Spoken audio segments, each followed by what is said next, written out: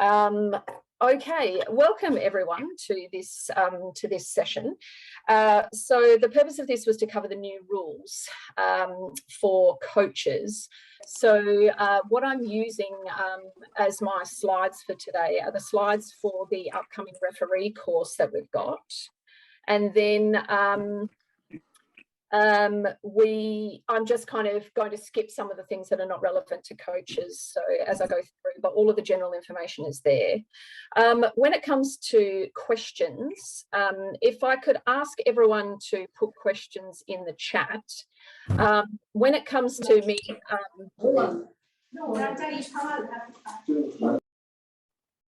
when it comes to me answering questions, I'll stop at particular parts during the presentation, and then I'll go through the chat and answer any questions. So, and then if I need further explanation of something, I can see who's posted the question, and then I'll ask you directly then if you want to explain yourself what the question is, because sometimes writing it down, we know, is not entirely clear for everyone. So happy to do that.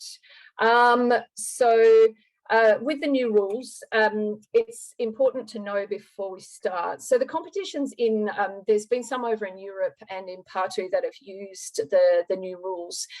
They've been trialling them at those competitions. And so from those competitions, there may be some interpretations and things that have changed. The IR refresher that I sat was only 3 weeks ago now. So hopefully we've got the most up-to-date information. I'll make mention of Nikki White, who has prepared all of this information here that I'm going to use in the slides. She runs the education for our Kyorugi referee committee. So she's prepared this entire thing for us here today. And she's also going to be going to the upcoming Grand Prix. So there may be some adjustments before we have our selection event. If there is, I'll go through those at the coaches briefing for that competition. Okay, just so that you know. So I'll be in contact with her while she's away. And if there's anything that we need to adjust, then we will do, but I won't do that without letting you guys know beforehand. Alrighty. So I shall just share my screen so that we can kick off. Righty-go.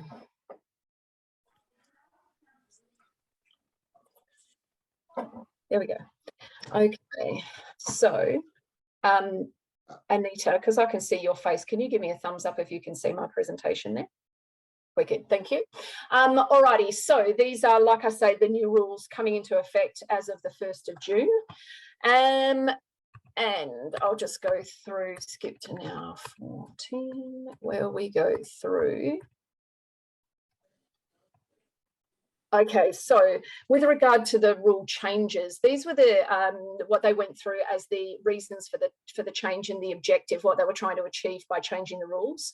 So after each Olympic Games, they do, you know, they survey the players, the coaches, the referees, the crowd, and people, I believe, involved with the Olympic Games, and then they get all of that data and make changes for however they want. So this is some of the data that came out from the Olympic Games. So there were 10 to 15 Kalios per round, 30 to 45 per match, adding up to an additional 90 seconds of delaying in each match. There was too much avoiding play through passivity and clinching. That's one of the big things that they spoke to us about as in terms of reasons for this change, that they wanted more action. So that kind of underpins the whole new best of 3 round system. Aiming to eliminate foot fencing and matches limited to front leg dominant kicks. They felt there's too much of that, too much front leg, and so they're trying to make adjustments in the rules to avoid that. Matches not running to schedule due to extended round time and matches going into golden round. So with the new best of 3 system, the golden round is eliminated. We don't have that now, which I'll go through in detail later, but that's definitely key to this, so not running on time. Many matches lack serious technical engagement until the latter stages of the final round. Players saving themselves until towards the end and then going bang, bang, bang, and then the last, 30 seconds is really exciting, but the rest of the match is not.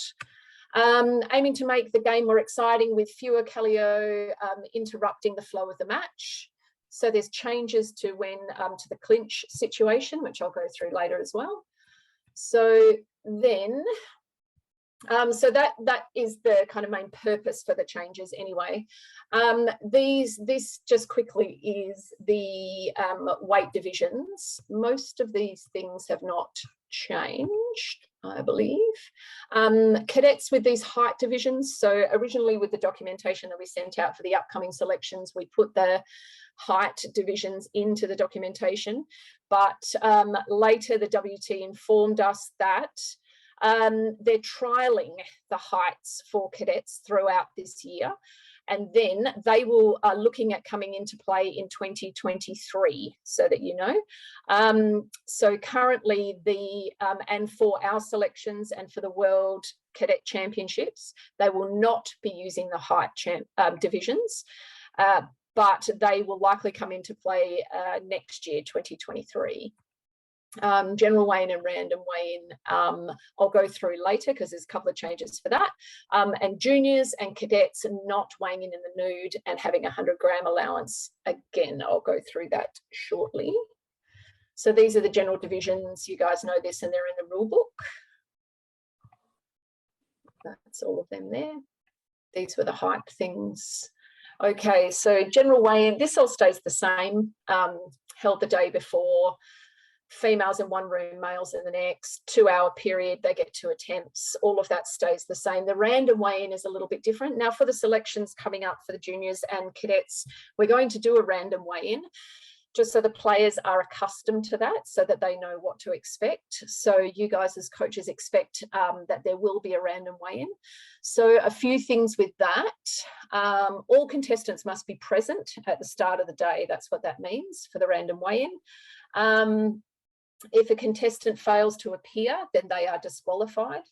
It commences a maximum of 2 hours before. We're not commencing 2 hours before. The times are in the package for you. Then concluding 30 minutes before. Conducted with a 5% tolerance. Mark, can you please mute? So, yeah, 5% tolerance, and underweight are not subjected to random weigh-in. I think that's meant to be heavyweights. Heavyweights are not subjected to random weigh-in. We don't do random weigh-in for them. Now, what they've introduced is actual set number of athletes for the random weigh-in. So this is a little bit that's changed. So when there are, if you go to the bottom of the table, below 4 athletes in a division, then none of them will do the random weigh-in. 4 to 8 athletes, then 2 athletes do the random weigh-in, and so on up the table until you get to more than 32 athletes, and then there'd be 20% of the total. So they are the numbers for each of the weight divisions there, and how many athletes will be doing the random weigh-in. Okay, one more section and then I'll ask for some questions. So here, this is related to points and scoring. Now the points here are the same. Okay, so this is the same as what they were for a turning, what they classify as a turning kick to the head worth 5 points, turning kick to the body worth 4 points, a standard head kick 3 points, a standard body kick 2 points, a punch to the body 1 point, and then 1 point received from a jump to the opponent. All of those things are the same, but they've clarified the definition of what is considered a turning motion here. So there were some players that were doing a kind of a back kick, but not actually fully turning. So now here, the turning motion, 360 degree spin, back kick, reverse turning kick. Shoulders and head must show rotation with the leg. So if the shoulders and head don't rotate, then it will not be considered a turning kick to either the body or the head. So that's kind of the key in there. So if they're doing that back kick motion where they're flicking their leg around, but their shoulders and their head stay in the same position, then that will just be considered a standard head kick or a body kick. Okay, so that is a little different in there for you. Okay, so before I jump into the next section, were there any questions?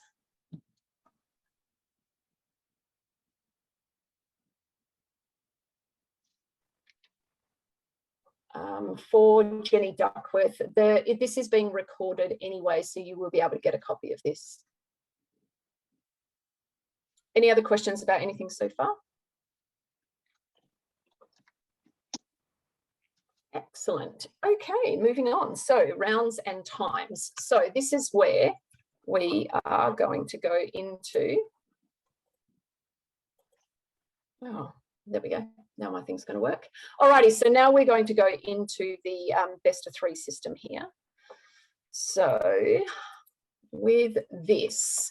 So now with the best of three system, this is where each round is almost like its own competition.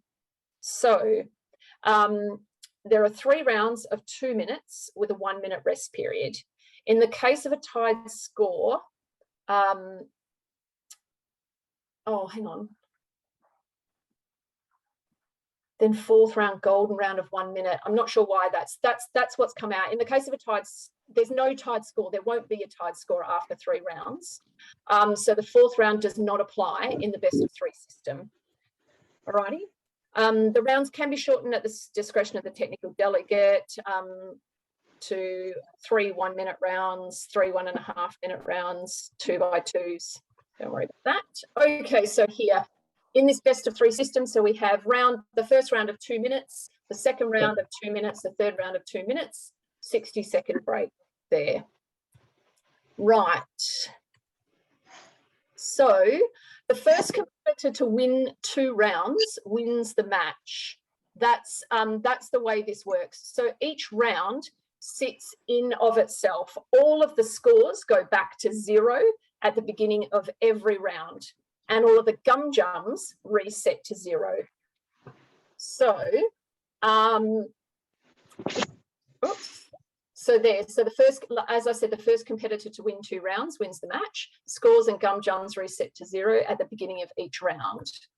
So here, if we have round 1 and Chong wins, and then we have round 2 and Chong wins, then we don't do round 3. It doesn't exist. That's the end of the match. Okay, and never is there a golden round. All right, so here are some kind of scenarios for everyone. So this here in this competition here, we've got blue is on 4 points, red is on 5 points. This is round 1. So here, red wins this this first round. So you can see on the red side, there is this little marker here, if you can see my mouse there, that signals that red won the first round. So with this one, the second round, red has got 4 points, blue has got 3 points. So then red wins this round there. And then we don't go to a third round. Red is the winner of that match. Okay. In this next one here, we have red is on 5 points, blue is on 4 points. Red wins that first round. They get the little dot next to their name. In this second round, though, blue is on 7 points, red is on 4 points. So blue wins this second round there. So now we have the little dot next to each of them. We've got a blue dot near where it says round 3 down here. So we have a blue dot and a red dot. And then in the final round here in round 3, red is on 7 points. Blue is on 2 points. Red wins that round. So red wins the match. So the idea being that competitors really want to win each of the rounds, and therefore it creates a more exciting match.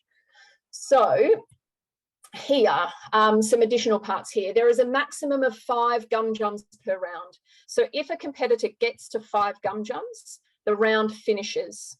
It ends there. So if our blue player ends with 5 gum jumps, red becomes the round winner. They don't end the match, they just become the round winner there. There is also a 12-point gap, and the 12-point gap occurs at any time throughout the round. So when the 12-point gap occurs, it is the end of the round. And remember, that's in each round it happens. So the first round might be quite close, but the second round, it kind of blows out for whatever reason, and there ends up being a 12-point gap in that second round. It can occur in any round, but as soon as it occurs, that ends the round. So here we have, this is an example of the TA sheet, which doesn't really matter to you guys, but what you can see here is that in this first round here, we've got red ended up getting 5 gum jums. So then Chong wins that round. There. Chong won the second round on points, and then therefore they win the match. And then these are just other examples here. This one shows an example of a 12-point gap in there. Chong's got 12 points, Hong has 0. So there, Chong wins that one. Hong's won the first round. So we go to that third round where Chong has 9 points and Hong has 6 points. Chong wins the third round. Chong is the winner. Okay. So just a few more examples here. These are another example of a 12-point gap there in that first round to Hong. Second round to Hong there on points. They are 8 points and Chong is only 5. So Hong gets 2 rounds. Hong is the winner. Rightio. Every round must have a winner. So you cannot have a round with no winner. There's no tied score or anything like that. So remember in our old fights when we got to the end of the third round and if there was no winner, we went to the kind of superiority things of the greater number of hits registered and things like that. Now we're doing all of that process basically in every round. So every round must have a winner. Something that the referees need to be aware of is if we happen to get to a point where in a fight, each of the competitors is on 4 gum jumps, the referee cannot then give a gum jump to both players. So in those situations of inactivity and stuff like that, they're going to end up having to give it to one. So hopefully we don't ever get to that point, but you cannot have both players on 5 gum jumps either. All right. So this goes into how the superiority works out in this best of 3 system. So in a tied round, again, every round must have a winner. So our first level is the total number of points by turning or spinning kicks. So notice that's the total number of points, not the total number of kicks. Alrighty, so total number of points by turning or spinning kicks. So in this situation here, we can see at the end of this round, both of the competitors are on 4 points. So it's a draw at the end of the round. If we look over to the side of the red, they've scored 2 body kicks, so 2 2-point kicks here. And then over here, the blue player has scored a turning body kick. So they're going to win the round based on that level of superiority there. Alrighty, so blue wins that round. In this round here, we've got the scores are 5 and 5. So we can see that blue has scored their 5 points from 1 body turning kick, which gave them their 4 points, and 1 gum jump from red. So that equals their 5. And then for red, they've scored a turning head kick. So that has given them their 5 points. So here, the winner of this round will be red because they scored the greater number of points. In this round here, we have, so blue has scored 1 turning body kick and 1 turning head kick, giving them their 9 points. Red has scored 2 turning body kicks. equaling 8, and then they had 1 point from the gum jump to blue, so they've scored only 8 points from the turning kicks. So then therefore blue is the winner of that round. Okay, so that's our first level of superiority, basically. So going to our next level then, because if the total number of points scored by turning or spinning kicks is the same, then we go to the next level of superiority. So the higher value techniques. So this, we obviously go down the line from our 5.1s, which is our turning head kicks, all the way down. Now, the lowest level is gum jumps. So even though a punch and a gum jump is worth the same value, gum jumps are considered less in this particular instance. So if we look at this one, this example here, this shows exactly that. We have red got 1 gum jump, so that's how blue scored their 1 point. But red scored with a punch. So then therefore, red will be the winner of this round. Okay. In this scenario here, we've got a hit, let's start with blue. We've got blue, we've got 2 body kicks here. Red, we've got a punch and a head kick. So because red scored that head kick, then they are the winner of that round. Okay, this one here. So similar to the first one, just with more kicks. We've got blue scoring 5 body kicks. We've got red scoring 4 body kicks, a punch, and they get 1 point from blue's gum jump. So then therefore, blue is the winner of that round. Okay. Oh, one more scenario. Why don't we go one more? So here we go. In this one, blue, 2 body kicks and a head kick. In this one here, red has got a head kick, a body kick, and 2 punches. So blue wins. They've got the greater value kicks. Rightio. So this one then, so if the top level's the same, the second level's the same, we go into registered hits. So in this one, oh, we're not going to go, no examples of that. So we know what registered hits are. When they kick to the body, it registers, but it's not enough to score a point. Please know that what we were told very specifically in the IR course was that if, for example, if a player scores through a penalty, so if I grab someone and then kick them in the head, then I would get a gum jump for grabbing and I would have my points invalidated.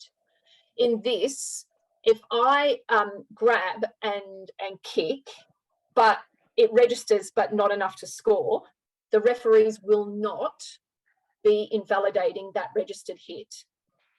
Okay, we were told not to do that. So they're not looking at that at this point in time. I think if they get to a scenario where quite a few people do that, then they probably do. Yeah. And then, Shane, can you mute, please? Thank you. But at the moment, that's not happening. All right.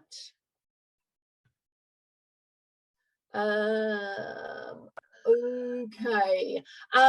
Superiority, if all of those things end up being the same, then we go to the old scenario that we used to do at the end of the fight where the referee calls wussy Kyorugi, and we go to this superiority. But we don't do it on a card now, so we won't have the referees and corner judges won't have these cards. But the situation still works the same. So basically, all of the refereeing officials have to face the front. The referee calls Hana do set, and then on 3, everybody puts out their arm for blue or red, and then that's how we determine superiority. I hope that made sense. Right. So just kind of reiterating what we've just gone through. So in this best of 3 situation system, the first competitor to win 2 rounds wins the match, remembering that everything resets to 0 at the beginning of every round, the scores and the gum jumps. There is a maximum of 5 gum jumps per round. So as soon as a competitor gets to 5 gum jumps, they will lose that round. There is a 12-point gap in each round. So as soon as a player gets to 12 points ahead, they will automatically win that round. And every round must have a winner, which is why we never go to the golden round. Rightio. So that basically runs through the best of 3 system. So I've got some questions here already. I'll answer these as I go ahead. So Sam asked, does the Dado system cater for all of this? Yes, it's supposed to. Apparently, when I did my course, which was the 7th and 8th of May, they said the Dado was not quite ready to send out the update. But the update will be ready by the time of the Grand Prix, which is right before our selection competition. So at what point Dado sends out the update, I don't know, but it should be soon. Please clarify if a 12-point gap is reached, the competition stops or the round stops. Oh, it's definitely not the competition stops, it's the round, okay? Because every round sits in of itself. So if that 12-point gap only occurred in the first round, the competition would keep going. The only way the 12-point gap would actually stop the fight is if, for example, blue wins the first round, and then in the second round, blue gets up by 12 points and then wins the round by a 12-point gap. Then blue would automatically be the winner. But they haven't won because of the 12-point gap. They've won because they've won 2 rounds. So does a match have 10 gum jums too? No, it doesn't matter about 10 gum jums. Well, actually, theoretically it would, because if the red player gets 5 gum jums in the first round, they will lose that round. And then in the second round, if they get another 5 gum jums, they will then lose that round. But no. If 5 gum jums is reached, the round is lost. Correct. Yes, it is. As soon as 5 gum jums are reached. At the European Championship yesterday, I saw a match with a 4th round result. Absolutely no idea why. I don't know what they were doing, if they were using the new rules. Sorry, I wasn't watching it myself, so I cannot answer that. If they're using the new rules, I've got absolutely no idea why they would have gone to the 4th round, because in my mind, they should not have. With 5 gum jum rule, who wins if red got 5 gum jums but was 8 points in front? Doesn't matter if they're 8 points in front, they will lose that round. So it doesn't matter what their score is. When they reach 5 gum jums, they lose the round automatically. Okay. That's everyone's questions so far. Does anyone have any others? Yeah, can I just clarify, the 12-point gap doesn't apply for finals, that's correct? Oh, so yes, sorry, I didn't talk about that because the upcoming selections is only juniors and cadets. The 12-point gap does not occur. It's the same rule as we used to have. So the 12-point gap does not occur in any of the rounds if it's a semi-final or a final fight for seniors. Okay, so that's only for seniors. So in this upcoming selections where we're using the new rules and we have only juniors and cadets, then we will have the 12-point gap in every round. Cool. Any other questions? Excellent. Okay, so I'll move on to instant video replay because this is a little bit different for coaches. So here, each coach has 1 quota per match, you know that. If an appeal is successful, the quota is retained, you know that, hopefully you know that. Limited to 1 action, so that's as always, it's still limited to 1 action, except in those very couple of small scenarios. It must be requested within 5 seconds of the action, same as normal. Once a card is raised, it is considered appeal has been used unless a judges meeting satisfies the request. So if the judges stand up and the coach stands up at the same time, we always ask the corner judges first. If they resolve it, the coach is well within their rights to sit down. They don't lose their card. It's like they were never standing. But they can also stay standing if the result has not satisfied their appeal. And then the decision should be delivered within 30 seconds. That's very much based on the technical kind of aspect of it, how difficult the computer is to work. The decision of the review jury is final. So no, as a coach, you cannot appeal after that. Head kick. So this is, excuse me, so this is the new bit here. So any head kick not scored by the PSS may now be reviewed. So we've gone back to where we were before, because as coaches, you used to be able to do this and then you couldn't, and now you can. So any head kick not scored by the PSS can now be reviewed. Why are you doing that? Scoring area is the chin strap and above. So just remember the difference between the scoring area and the legal area. So the neck, you cannot score to the neck there, but it is considered part of the head. So that comes into play in particular with a punch. So if a punch goes there, then it's illegal because the neck is considered part of the head. However, it's not the scoring area. The scoring area is actually the chin strap and above. As I said just there. Okay, the review juror will look for contact only. The level of impact is irrelevant. So that's what the review jury is looking at. If it makes contact, if the foot makes contact with the head. Can also request when a referee counted and forgot to request themselves. So this part stays the same for the centre referee. If there's a kick to the head with reasonable impact, then the referee should count. After they've counted, if the points have not registered, have not gone up, then the referee should be using his or her card to request the head kick.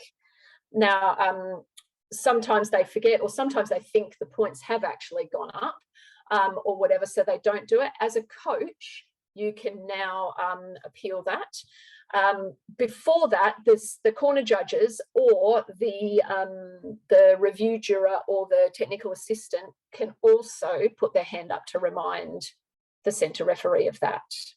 So they should be doing that first before it has to go to you. So I'll just go back over this just because it's important for you guys. So what can be requested for your own contestant?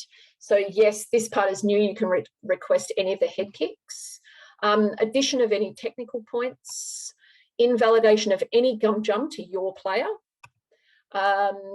So yep, so those are the three things that you can request for your own player there.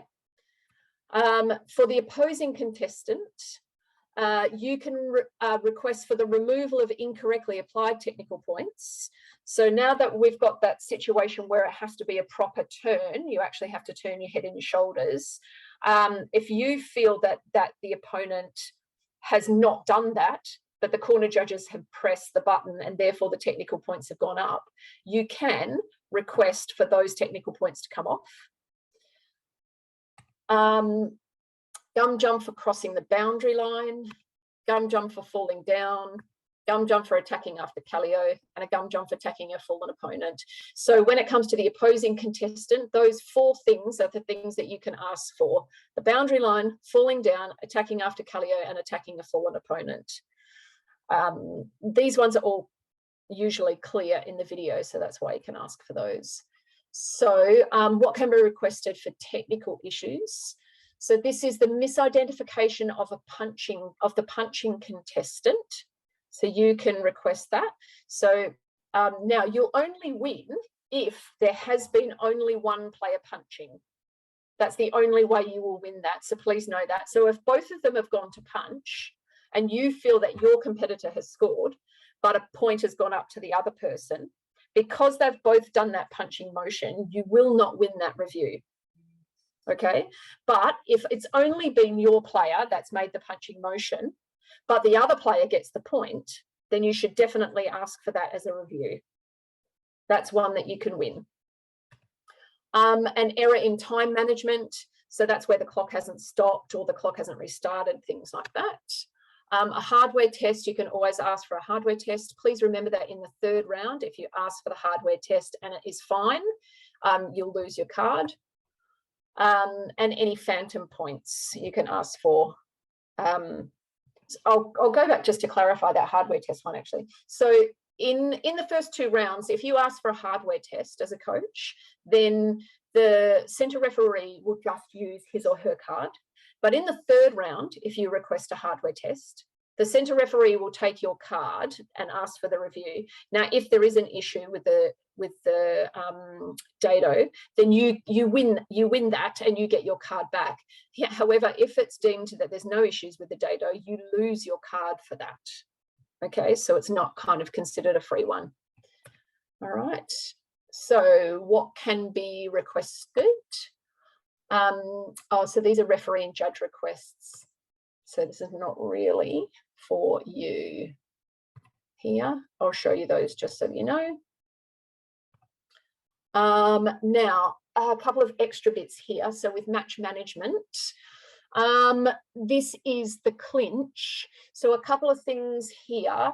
Now, the clinch. So when the players come into the clinch, what the referees have been doing lately is as soon as they get into the clinch, they call Calio. Now what is going to happen is when they get into the clinch, the referee steps forward and calls fight. And then after 3 seconds, if they do not remove themselves from that clinch situation, then there will be a penalty given for avoiding the match. Okay, so so they need to remove themselves from that clinch situation. So they need to provide space in there. Sorry, I'm just writing something down to remind myself to tell you after. So it's very important that they create space and they stay active in that clinch and try and get themselves out of it. The penalty can be given to one player or to both players in that situation, depending on what's happening within the clinch there. And those other bits don't really matter. So, oh, here we go. I'm just going to skip past this. Oh, actually, no, I'm not going to skip past this completely. So with gum jump penalties, if a gum jump is given in a break time, if it happens within the first 5 seconds of the break, then the gum jump point goes on to the previous round. So that can affect the outcome of the round. However, if it's after 5 seconds, then that gum jump will go into the next round. So one player will start the round with 1 point. Okay, so note that. So if the penalty occurs in the round time, if it's the first 5 seconds, then it goes to the previous round. If it's after that 5 seconds, then it goes into the next round. Okay.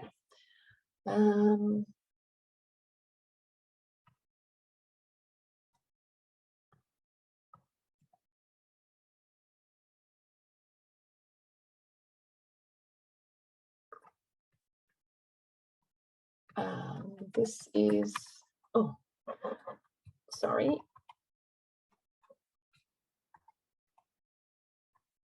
Oh my God, my computer's being really slow. Okay, here we go. Crossing the boundary line, this is pretty much the same. So we've just gone into gum jump penalties here, sorry now. So crossing the boundary line is the same, 1 foot completely out, with no part of the foot touching inside. No penalty if the contestant crosses the boundary line as a result of the opponent's prohibited act. So that's all the same. Falling down. Now, some of this falling down is new. So falling down is when any part of the body other than the foot touches the ground. No penalty if a contestant falls due to the opponent's prohibited act. No penalty if both contestants fall after an incidental collision. Now, no penalty if the fallen contestant scored points for a turning kick. So if I do an amazing spinning head kick and I score points on that and then I fall to the ground, there will be no penalty for that. So the idea is to encourage those kicks rather than stopping players from doing it because they might touch the ground. Okay, so no penalty if the fallen contestants scored points for a turning kick. So note, they have to score points, and it needs to be that whole turning motion in there.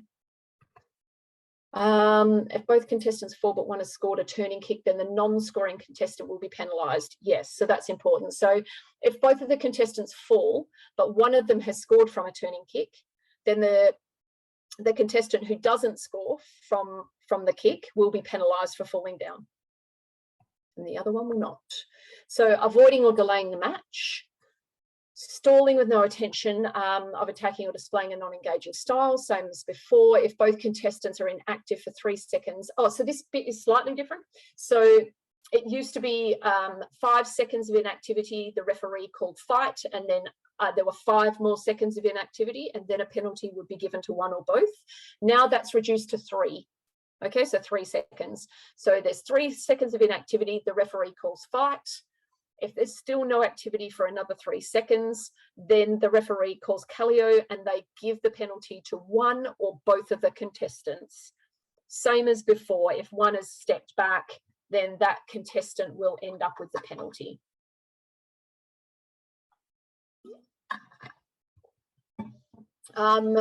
Turning the back or moving away to avoid an attack. That's the same as before. Bending below the waist or crouching to avoid an attack. Retreating from the opponent's attack to run out the clock. Pretending injury. Asking the referee to stop the contest to adjust protective equipment. When a contestant moves 3 consecutive steps. Oh, so this is actually clarified in here now. So when a contestant moves 3 consecutive steps backwards or sideways, or a combination of the two, without technical engagement. Okay, so that will be 3 steps now. And like I say, it's either backwards or sideways or a combination of both. Grabbing. Grabbing any part of the body, uniform, or protective equipment with the hands. Grabbing the foot or leg or hooking with the forearm. Failing to separate following the fight command in the clinch position. So this is new. So that is the penalty that you'll be given. It'll be given a penalty for grabbing if the players don't separate after the fight command in the clinch. So here, so this just reiterates what I was talking about before. The referee will now call fight as soon as contestants clinch. If still clinched after, oh, it says 5 seconds there, it's meant to be 3. A gum jump will be given. Passive contestant, contestant who is grabbing, holding, or crossing the arms of the opponent's body. So we used to have this in before, crossing the arms of the opponent's body, and that went out. Now this is back in this situation. So here, the contestants have come in for a clinch. The referee steps forward and calls fight. Within that 3 seconds here, if the contestants' arms cross the line of the opponent's body, then they will be considered to be grabbing. And then the referee stops and calls them for grabbing. Okay. Pushing. So pushing has changed now. You can't just keep pushing and pushing and pushing, which is great, especially for the younger players learning, because they used to do that quite a lot. So you cannot push to impede an attack. That's the same as before. You cannot push the opponent out of the boundary line. That's the same as before. Now, pushing must now be a quick impact and disengage from the opponent. So it cannot be sustained. Continuous pushing with prolonged or continuous contact will be penalised. At the course, somebody asked what was considered continuous, and he basically said kind of 1 second. So it really is a push and then kick. So anything more than that, when it becomes a push, push, push, then there will be a penalty there. Okay. But in saying that as well, the referees were encouraged to look at who causes the situation. So if I'm, as a player, trying to push the opponent away in order to create space to kick, but the other player is pushing forward with their body, so they're trying to create a clinch situation, it will actually be the other player, the person pushing with their body, that gets penalised because they are trying to create no activity, whereas I am just trying to push with my hands to push them away to create activity.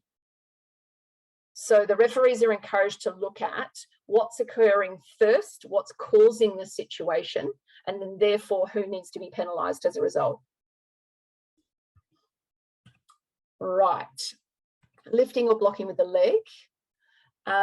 So every lifting or cut kick motion must be immediately followed by the execution of a punching or kicking technique in combination motion. So this is the same as before. If I lift my knee and put it down, I have to follow up with a kick or a punch. Lifting the leg to block, you can't do that. Kicking the opponent's leg to impede an attack. So rather than aiming for the chest guard, I'm aiming for his leg. Aiming below the waist, cannot do that. Lifting above the waist and kicking 3 times or more.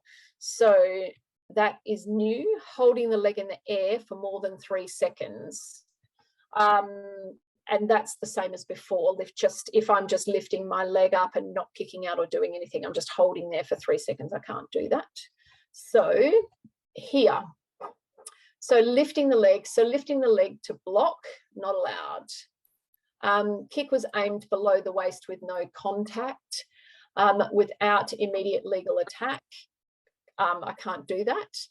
3 or more kicks without putting the foot down. So at the moment, if I lift my leg up and I'm sliding in to do those kind of checking kicks that are at body height or higher, you used to be able to do a number of those. Now you can do 2 and it's fine. As soon as you do that 3rd one, you will get a penalty. Okay, so I can kick out 1, I can kick out 2. As soon as I kick out on that 3rd one, it is a penalty. Holding the leg in the air for more than 3 seconds. Again, so if I'm just sitting and holding my leg, you know, in order to stop the other person kicking me, then I can't do that either.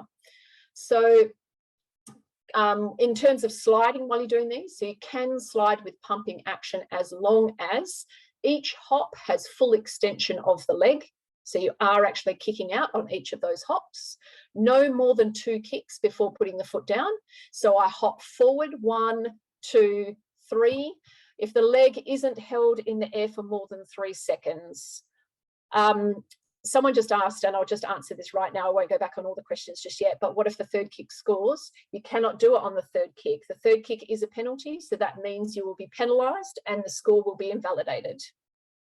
Okay, so if I kick out 1, 2, and then I kick out and score on that 3rd one, I cannot do the 3rd one. So that is illegal. So I get my gum jump for that 3rd kick and my points are invalidated because they shouldn't have been there in the first place. Okay, rightio, kicking below the waist. So that's any contact below the waist. Also applies to kicking or stamping the thigh, knee or shin to interfere with an attack. No penalty if it occurs during an exchange to the opponent. So if they're going kick, kick, kick and one of the kicks accidentally falls low, then there's no penalty. If there's a number of them, then you can penalise. Attacking after Kallio, attack must make contact with the opponent's body for it be considered attacking after Kallio. Attacking motion started after Kallio. So remember, Kallio is when the referee's arm is fully extended. It's got nothing to do with the words that they're saying when they actually say Kallio. So when we're looking in a video for attacking after Kallio, it's all about when the referee's arm is fully extended. That is Kallio. If no contact but deliberate and malicious, then you can still be penalised. So if a player comes forward deliberately and maliciously goes to attack, but they don't actually make contact, they can still be penalised. Hitting the opponent's head with the hand. Any contact to the head with the hand, wrist, arm or elbow. No penalty if contact is unavoidable due to the opponent's carelessness. Alrighty. Attacking with the knee, intentional attacks to the knee, no penalty if caused by the opponent rushing in. These are the same as before, must be intentional. Attacking the fallen opponent, any attack upon the fallen opponent must differentiate between fallen and falling. Remember, a fallen opponent is when any part of the body other than the soles of the feet are touching the ground. So if they're on their way down, they can still be kicked. Attacks in the clinch. Any attack with the side or bottom of the feet to the hogu. So this is about animal kicks, the monkey kick, fish kick, and so forth.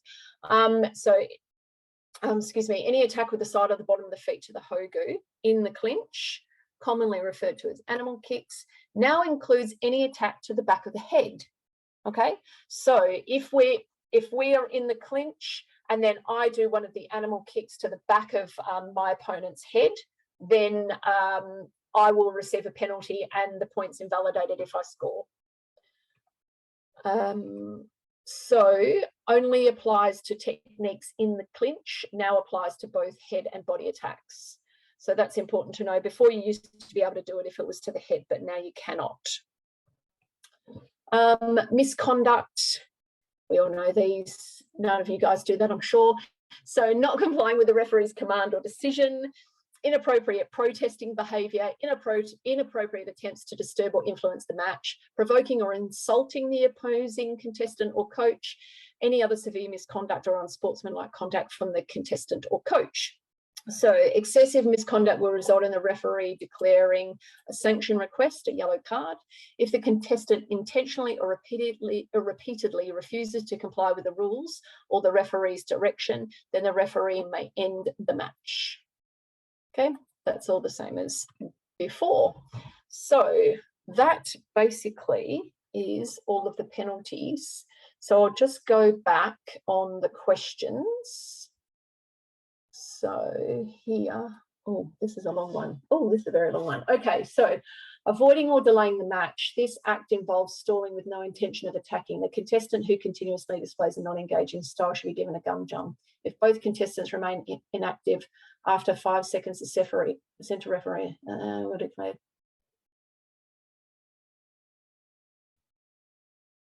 Seconds after the command was given. I'm not sure what the question is there. What if the player's arms are just kept straight on the shoulders to distance?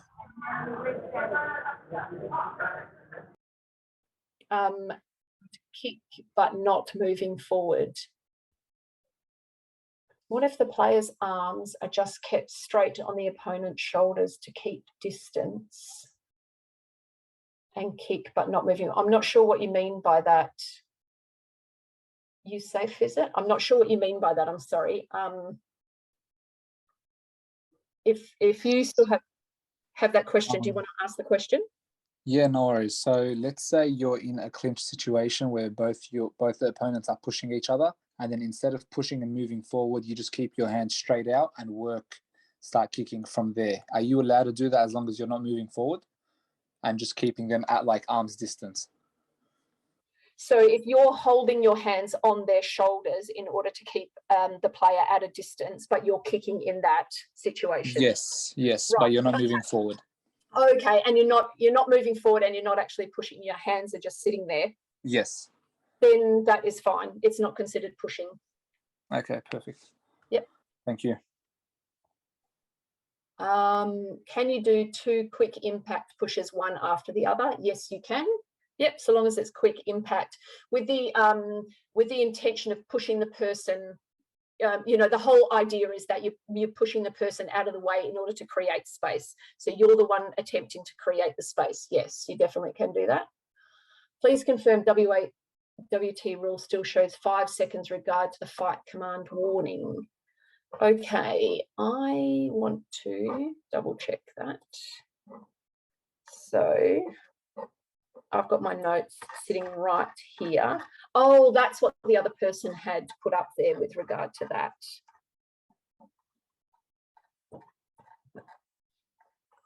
Sorry, I'm just checking back through my notes I took from the referee course.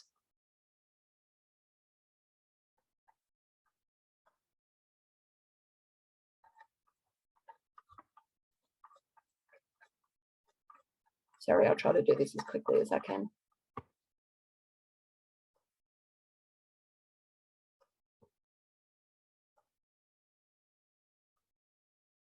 In the clinch, it's definitely waiting 3 seconds after fight.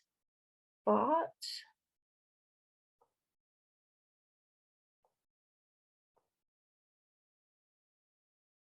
no, it's definitely 3 seconds. Only 3 seconds and then fight, and then 3 seconds and then gum jump.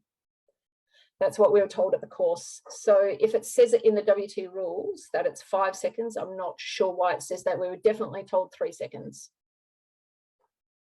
Please confirm the back of the head is still legal scoring area. Yes, the back of the head is still a legal scoring area. Jenny, can I just add to that, please? Yes. Sorry, it's Andrew Rosinski. Just, I know I actually asked that question prior to you putting it on the system here. Yep. What happens if the person actually scores on the side of the head and the foot actually goes to the back of their head? What kind of retribution will be that for a subjective action like that? Oh, so you mean in the clinch situation where they're, okay. So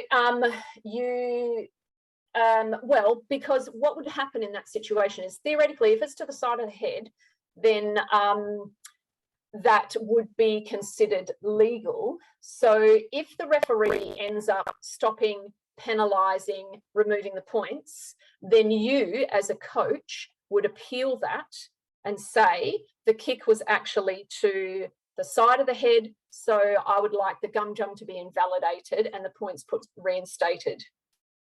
It would have to go to you asking for the video replay. Yeah, I assume that would have been the case. So they're changing the rules to make it better for visually watching at the Olympics, and they're making it very easy for the coaches to put up their hands all the time and stop the matches. Yeah, yes, but the idea behind that is obviously they don't like those animal kicks in there, and so they're trying to get rid of those. The fact that it says to the back of the head makes it very subjective. Oh yeah, and it's it isn't. It's not. It's just that because players are moving so much, it's quite easy for the players to move. Have you seen some of the size of their feet? It's going to be wrapped around their head. Yes, it is. Yeah, and I agree with you. It's not. I suspect that there will be an adjustment in the interpretation of that. Yeah. All right. Thanks for that. No worries. Jenny, can you please clarify what is regarded in clinch, hands on opponent, for example? In the clinch is when they're touching. So when the players are touching at all.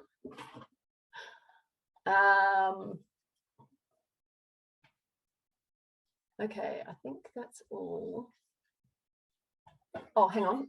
If a player is kicked, okay, I don't think I've answered this one. So if a player has kicked a cut kick and follows with the same leg to the head, can the player bring the foot back for another attack to the head, not the third kick, but a further movement from below the knee? So if a player has kicked a cut kick and then follows with the same leg to the head, can the player bring the foot back for another attack? No, because that would be considered the third, because the first one is a cut low.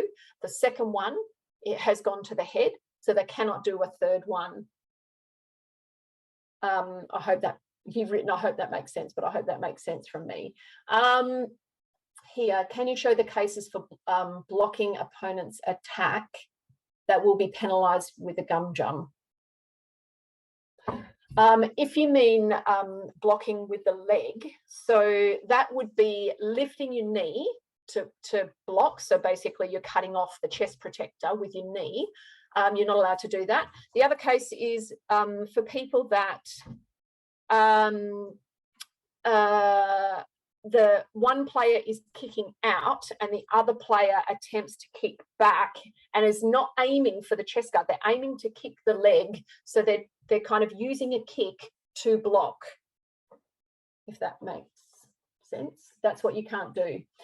What happens if the athlete turns their head to avoid the headshot and the head hits the back of the head guard, or keeps turning their head on purpose so it hits the back part? Yeah, Shane, that's one of those ones that I agree with.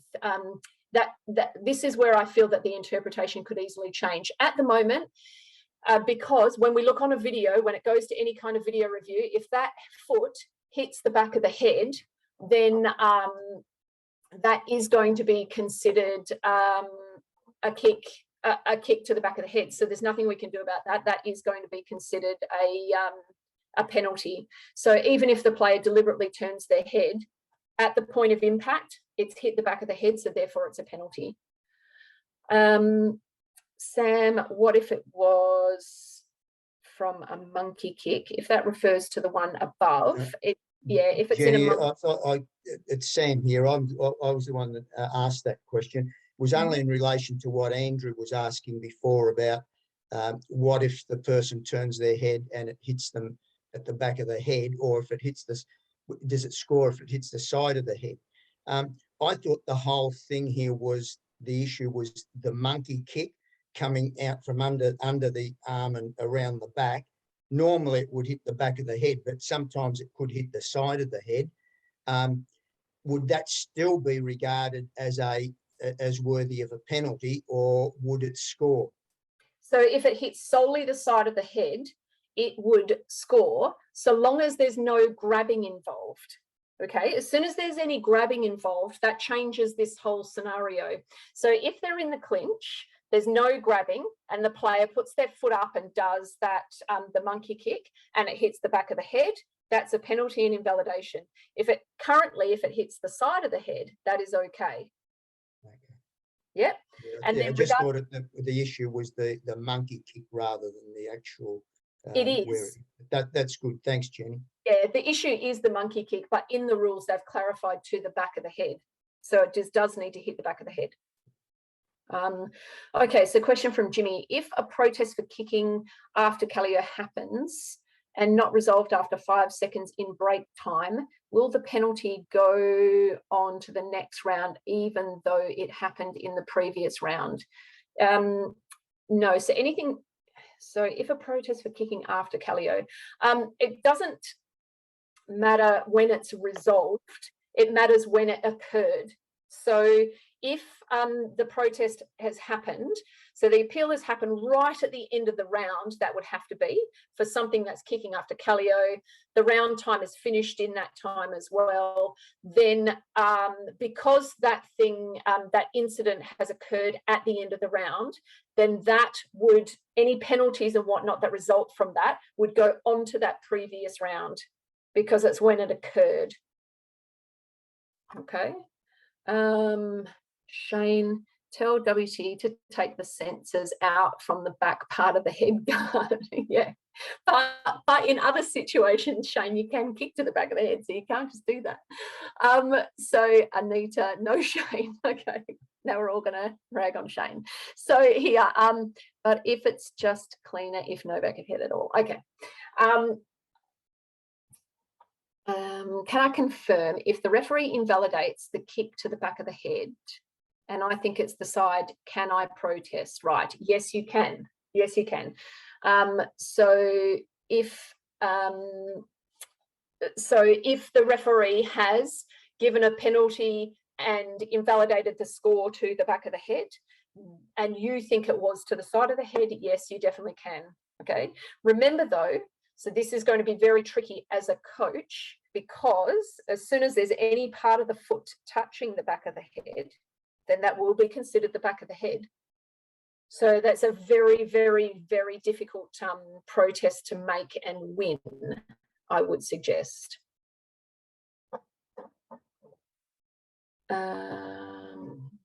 Okay. Are there any other questions? Oops, one new question. Okay, will there be a penalty given to falling whilst scoring with a turning body kick? No, I want to say no, but let me just think about that a second because it's whilst doing it. And I have a feeling it needs to happen, yes, it needs to happen after. So put my hand on the ground, for example, because that's considered fallen, and then I score with my turning kick, then I will get a penalty and the points will be invalidated. If I do my turning kick and then I put my hand on the ground, previously you would have just gotten the penalty for that and your points would have stayed. However, now you will get no penalty, your points will simply stay. So if you are considered to be fallen during the action of the turning kick, but you haven't actually scored the turning kick, then you cannot do that. because it's considered you've scored that kick through an illegal action. But what about they don't score? If they don't score, then they get a penalty for falling down.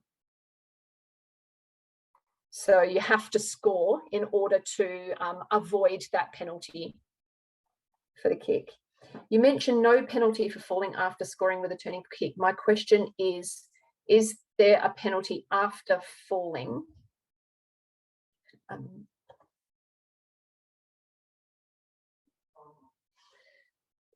Is there a penalty after falling? So, sorry, Jenny, it's Alan. I'm in a business fight. If the person does just a simple roundhouse kick from a standing still position and falls, but have scored, do they get penalised? Because it's a non-turning kick. sorry, Alan, it's really difficult to hear you. Hang on, I'm just going to move again. Yeah, there's lots of background noise. Yeah.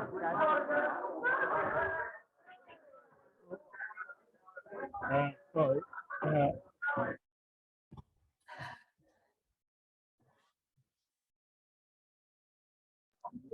Sorry, here we go. Are you there, Jenny? Yes, yep. So, because we're not penalising the athletes when they do a turning kick and potentially fall after that scoring action. Yep. If they've actually just stood still and delivered a scoring action and fallen down, so for example, the standstill roundhouse kick underneath the cart, Yep. and they fall, are they penalised then? Yes. Yes. Okay. So the only way they can avoid the penalty is if they're doing a turning kick. Yeah. Yep.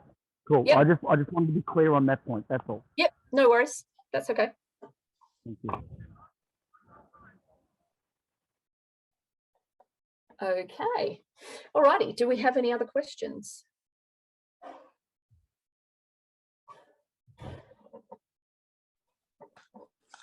Hey, I've got a question actually. Sorry, Jenny, I've got a question. Just very quickly, just an overall question leading up towards the selection competition. How many, if not all of these rules, will be applied in the selection competition? And how stringent will the referees be with these, given the fact that there'll be probably no practice at any competitions prior to that? So Yes. that's probably a question most people would want to know, because are there going to be rules that'll be hard and fast and some that will be on the peripheral, a little bit of grey area? That's probably something we'd all like to know prior to getting up there and finding out on the day. Andrew, if I had an answer to that, I would give it to you. It's one of those things that's kind of how long is a piece of string. All of the rules will be applied, yes. But like you trying to learn them and work with your athletes, it's the same for us as referees. You're right, none of us will have used these in competition. So all of the rules will exist and all of the rules will apply. The tricky ones are always those ones where it becomes more subjective and there's grey area. There are some rules that are really simple, like crossing the boundary line, where you are either in or you are out. There is no grey area. But with these ones where it's in a clinch situation and one person is pushing and the other person is not, and who's creating that and who's doing that, they're all very subjective. So, and that is always within the rules that becomes a difficulty for us as referees, for you as coaches, and for players. So all I can say is that we're doing an online refresher course for the referees. A number of referees are sitting here in this course for the coaches as well. And we're going to be doing a referee briefing before the competition. So I'll do my best to get all of the referees up to speed and knowing what all the rules are. How that plays out in a fight scenario is going to be difficult because I can't give you an answer to that. Like I say, some of the things are going to be easy and are going to be what you are calling hard and fast. They're the really simple things, the things that are really black and white. But unfortunately, in the rules, there are things that are grey. And we'll just do the best to interpret them as consistently across all of the courts and with each referee as we possibly can. So I know that's not a definitive answer, but that's kind of the best I can give you.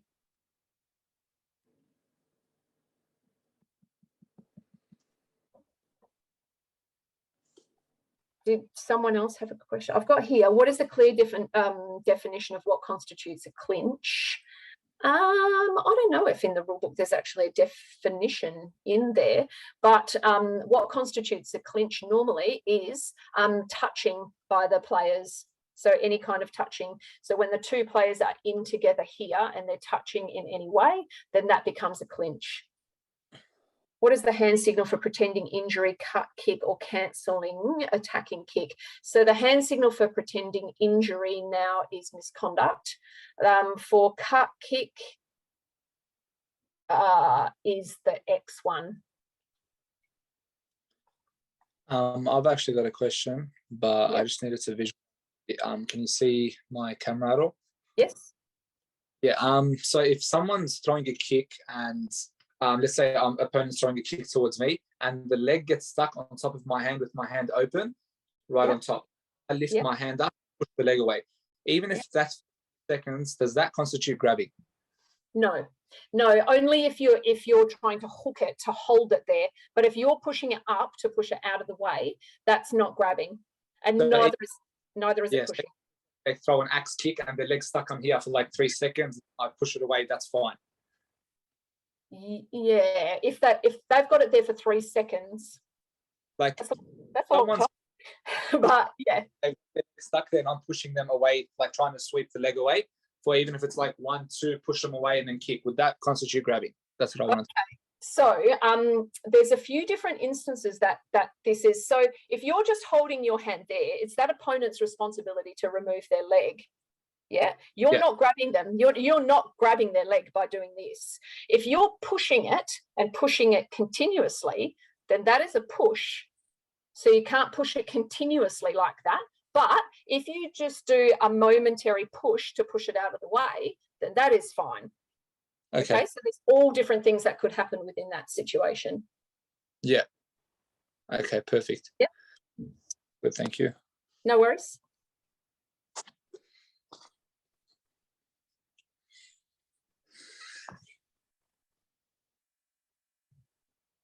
Is there a new hand signal for gum jumps? No. And someone asked, can we get a copy of the presentation? You just need to speak to Michael about that. Okay, are there any other questions? Otherwise, I have one for you, Jenny. I've heard, I haven't seen it in the rules, but I've heard people talking about cancelling, that there's been a change to the cancelling. If somebody's coming in with a cut kick and my player wants to cancel that, you know, the way we kind of roll the leg over it, is that still acceptable, or do they have to have an extended leg? I'm trying to picture what you mean by that. So if a player's coming in with a cut kick and then you kind of try and roll your leg over that. Yeah, so the athlete that's cancelling tends to kind of go under the cut kick and then brings their foot out over the top of it and pulls the leg down. Oh, and it hooks it and pulls it down. Yeah. Is that still legal? I thought that was considered grabbing. No, we've been doing that all along. It's like that will be a form of, can we just call it cancelling? We've been doing that and there hasn't been. It's been in the rules, Jenny, but it's a case they come under and then roll it away. So they roll the leg away. I thought that they were taking that out. Do you know if that's the case? Yes, I thought that's what I'm saying. I thought that was considered to be grabbing, because basically you're grabbing their leg with your leg by doing that. So I think, why don't I try and find that out for you? I'm not 100% sure about that. I will attempt to find that out for you. And then I'll speak to Michael about getting that information out to you guys. Or I'll be able to let you know at the coach's briefing. But yeah, it was my understanding that was considered grabbing, but I will double check, okay, so that I can get a definite answer. Just on one more question, I'm sorry to hog. In relation to what that cut and going straight to the head for the 3 kicks, what I'd seen in the rules as well is that they were saying that, you know, if a player is attacking the head and they just keep kick in the head with their foot while their foot is extended. So if they've got a head kick and they can keep attacking, that's still allowed. That's not considered extra kicks? Is that still legal? Oh no, no, I don't think so. That because they're considered separate kicks each time. I know what you're saying. You know, where they kind of rest their foot there and then they go bang, bang, bang, and then they just keep scoring. No, they cannot do that.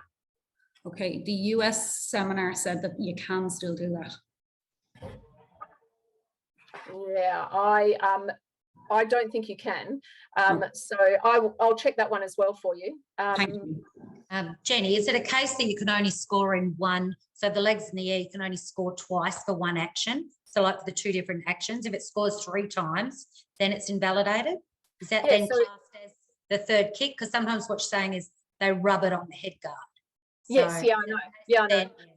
So is that the rule thing that you can only score twice from one kicking action? Like you can't score the 3 times? Is that? Yeah, well, they said to us in the course that the person can only kick twice. Yeah, yeah. So in order to score, it's a kick. Can only, yeah. Regardless of how you create that score, it's still a kick, isn't it? So, but I'll double check on that one. My understanding was no for doing that. So,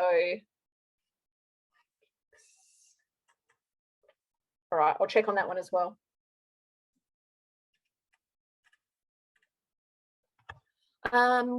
Is there any other questions? Hi, Jenny. This is Abby from Thai Taekwondo. I just want to clarify something regarding cancelling of the leg, because it is quite a fundamental technique that athletes use.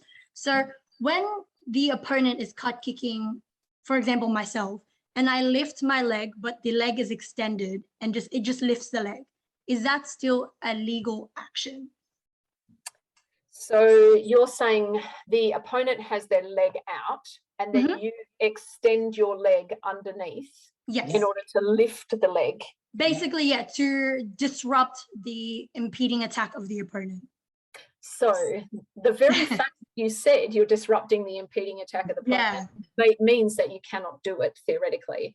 I think what needs to happen in order for you to be able to do that is you need to be aiming for the body. Yeah. So if you with your extension of your leg underneath are aiming for their body, and by doing that you are cancelling their kick, then that is okay. Okay. And just another question in relation to that for this situation. So for example, if I myself as an athlete would do that, and then with that same leg, without dropping it, if I kick 2 hanging kicks, would that third kick, or would that be considered 3 kicks in the air?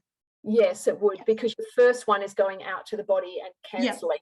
And then if you end up doing another 2, then yes, that third one becomes your penalty kick. Okay, yep. All right, thank you. No worries.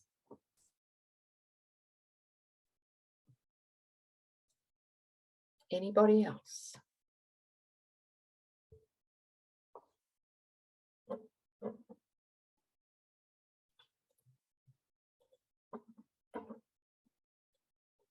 Okay, well, if we've got no more questions, we shall leave it there. Thank you very much, everyone, for joining us today. It's great to have so many people out there and interested. Obviously, we're all interested in the new rules because we want to make sure we get it right. But it's great to see everyone participating and being super hands-on with this. Oh, what is the hand signal after each round, or is there no hand signal to show winner? Yes, sorry, I didn't go into that. There is a hand signal. So previously with the winner of the fight, the referee would come up this way. Now the referee is doing the same thing, but going out at a 90-degree angle to indicate the winner of the round. Okay, so that is a difference there. So that's how you will know. Obviously, you'll see it on the scoreboard and all of that sort of thing. And hopefully all the dado works properly, and the dado works all of this stuff out for us. All right, thank you again, everyone. Really appreciate everyone coming on board today. And if you have any questions, most of you would not have my email address, email them to Michael. He can forward them on and I can answer them for you. And like I say, those couple of things that I will check and either let you know at the coach's briefing or beforehand as soon as I can. And then, and we'll go from there. And we will, as referees, we will do our best with these new rules at the selection competition. Hopefully it all goes according to plan. All right, all the best, everyone. Thank you. Thank you, Jenny. No worries. Thank you.